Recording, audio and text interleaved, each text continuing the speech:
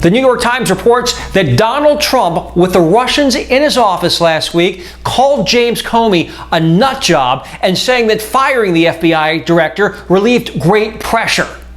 Now Trader Trump is jetting off to Saudi Arabia to give a speech on Islam. No way that can go wrong. Of course, Donald Trump previously said that Islam hates us, and he tried to have a ban on Muslim immigration in the United States, but it was ruled unconstitutional by the court so far. The New York Times describes this as a grandiose reception, pretty much like a Trump Tower in the desert. Trump will also attend, while in Saudi Arabia, the International Counterterrorism Conference, which is ironic considering that Saudi Arabia is the #1 exporter of terrorism worldwide.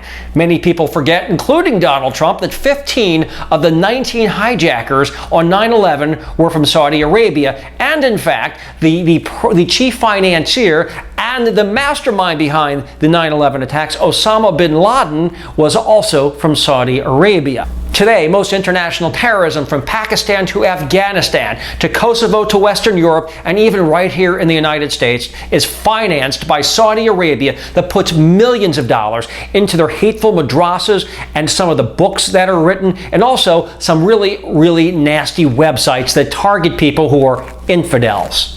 Trump talks a good game about America first, but he appears to be ready to leave American values behind. Will Donald Trump force his wife, Melania, or his daughter Ivanka to put a veil over their faces? That is a question that is open right now, considering what he said about Michelle Obama in 2015 in a tweet. According to this tweet, Donald Trump said, "Many people are saying it is wonderful that Mrs. Obama has refused to wear a headscarf in Saudi Arabia, but they were insulted.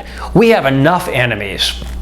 Once again, Donald Trump in his tweets is throwing American values under the bus. We're supposed to kowtow to their values, but they can ignore ours. So to make friends, Donald Trump is selling out the human rights of women, including his daughter and his wife. Way to go, Donald. Way to put America first. Human rights activists are also concerned that Donald Trump is going to sell out human rights across the globe by embracing Sudan's president, who is on trial for war crimes with the International Criminal Court for genocide. Egypt's president, another human rights abuser, will also be in Saudi Arabia for the meet and greet. Will Trump embrace these monsters, as he has others, such as Duterte, the serial killer in the Philippines, Vladimir Putin, and Kim Jong-un? There are reports that Toby Keith will be on hand, but he won't sing "Beer for My Horses" because he doesn't want to offend Saudi Arabia. Again, here we are, kowtowing and bowing down to their values and ignoring our own.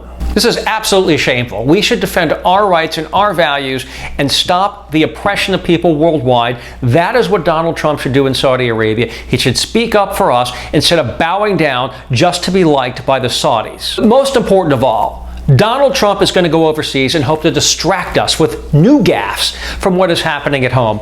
We cannot let him. We must remember what is happening in the United States, and we cannot let up on the pressure of Donald Trump and his campaign's possible collusion with Mother Russia. This is Wayne Besson for the Progressive Broadcasting Network. Until next time, have a great day.